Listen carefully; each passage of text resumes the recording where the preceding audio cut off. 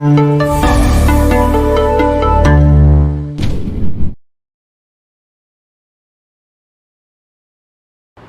குருப்பியோ நமக. ஸ்ரீ முத்துக்காளி ஜோதிடம் வாயிலாக உங்கள் அனைவரையும் சந்திப்பதில் மிகவும் மகிழ்ச்சி. இது மே மாதம் 13ஆம் தேதி முதல் 19ஆம் தேதி வரை உள்ளான ஒரு வார காலத்திற்கான ராசி பலன் துலாம் ராசிக்கு. இந்த வாரத்தினுடைய கிரக நிலைகள் என்னன்னு பார்த்தோம்னா, கும்பராசியில் சனி சஞ்சாரம் பண்ணுறார், மீனத்தில் செவ்வாய் ராகு, மேஷத்தில் புதன் சுக்கிரன், ரிஷபத்தில் குரு சூரியன், அதே போல் கடகராசியிலிருந்து சந்திரன் கன்னிராசி வரைக்கும் நகர்ந்து வரார். கன்னி ராசிக்குள்ளேயே கேதுவுடைய சஞ்சாரம் இருக்கிறது. இப்போ இந்த நிலைமை துலாம் ராசிக்கு இந்த வாரம் எப்படி இருக்குது அப்படின்னு பார்த்தா, சந்திரன் உங்களுக்கு 10ஆம் இடத்துலேருந்து 12 வரை ட்ராவல் பண்ணி வரப்போகிறார். ஸோ உங்களுக்கு உங்களுடைய தொழில் வகையிலும் வியாபாரம் இந்த சம்பந்தமான விஷயங்கள் ஓரளவு நீங்கள் லாபத்தை பார்க்கக்கூடிய வாரமாகவே இது இருக்கும்.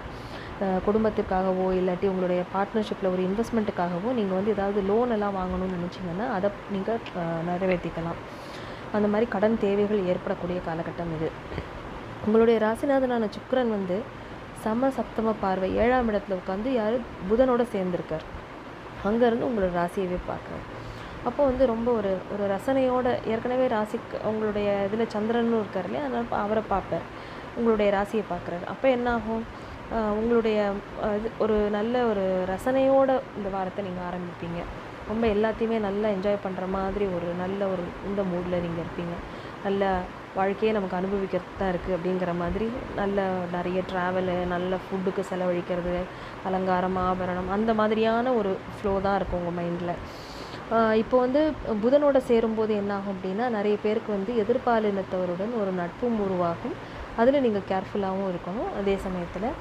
ஸோ அதை அடுத்த லெவலுக்கு நீங்கள் எடுத்துகிட்டு போகிறதுக்கு விரும்புவீங்க. அது ஒரு புதிய உறவாக மலரக்கூடிய வாய்ப்புகள் உண்டு. கணவன் மனைவி உறவு பலப்படும். நல்ல ஒரு நட்பான ஒரு ஃப்ரெண்ட்லியான ஒரு ரிலேஷன்ஷிப்பாக அது மாறும். வியாபார ஒப்பந்தங்கள் புதுசாக கையெழுத்தாகிறதுக்கு புது நபர்களை சந்திப்பீங்க. அவங்க மூலமாக ஒரு பாண்டிங் உருவாகி ஓகே அப்படின்னு நீங்கள் அது ஒரு டீல் சைன் பண்ணுற அளவுக்கு அதை யோசிப்பீங்க. நிறைய பேர் தன்னுடைய வாழ்க்கை துணையை கண்டுகொள்வார்கள்.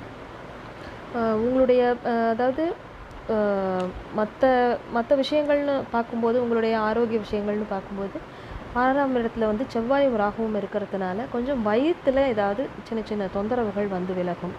அந்த விஷயத்தில் மட்டும் கொஞ்சம் கவனமாக இருக்கணும். ஏன்னா 6ஆம் அதிபதியும் இப்போ 8க்கு போயிருக்கார். 6ல் செவ்வாயும் ராகுவும் இருக்காங்க.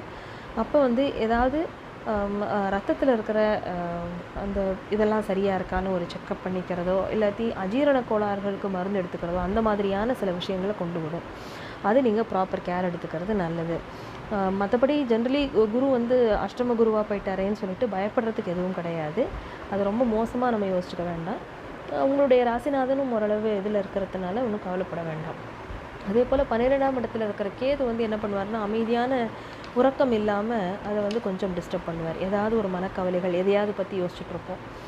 புத்திரர்கள் வகையிலையும் சின்ன சின்ன கவலைகள் வரக்கூடிய காலகட்டம் தான் இது. அவர்களுடைய ப்ராப்பரான அவங்களுடைய கரியர் பற்றின எண்ணங்களோ, அவங்களுடைய முன்னேற்றம் வாழ்க்கையில் இப்படி இருக்குது, இல்லை அவங்களுக்கு இன்னும் கல்யாணம் ஆகலை, அந்த மாதிரி ஏதோ ஒரு கவலை, அவர்களை பற்றின ஒரு விஷயங்கள் நம்ம மனசுக்குள்ளே ஓடிகிட்டே இருக்கும். ஸோ அதை நீங்கள் ரொம்ப அவாய்ட் பண்ணிவிட்டு ஓரளவு நீங்களே உங்களை பூஸ்டப் பண்ணிக்கிறது தான் அதுக்கு வழி. இதுக்கு மற்றபடி கடவுள் தெய்வ அனுகிரகம் உங்களுக்கு நல்லாவே இருக்குது. ஆனால் குருவோட பார்வை கேது மேலேயும் இருக்குது, உங்களுடைய 4ஆம் இடத்துலேயும் இருக்குது. அதனால் 4ஆம் இடத்துக்கு உண்டான சனி பகவான் தான் இப்போ 5ல் போய் உட்காந்துருக்கார். அது உங்களுடைய குலதெய்வத்தையும் சுட்டி காட்டும்.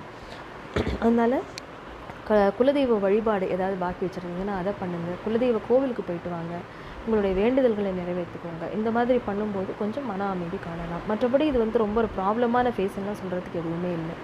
துலாம் ராசிக்கு ஓவராலாக பார்த்தா நல்லாவே தான் இருக்குது இந்த டைம். அதனால் ஏன்னா குடும்பத்திற்கான தனவரவு உண்டு.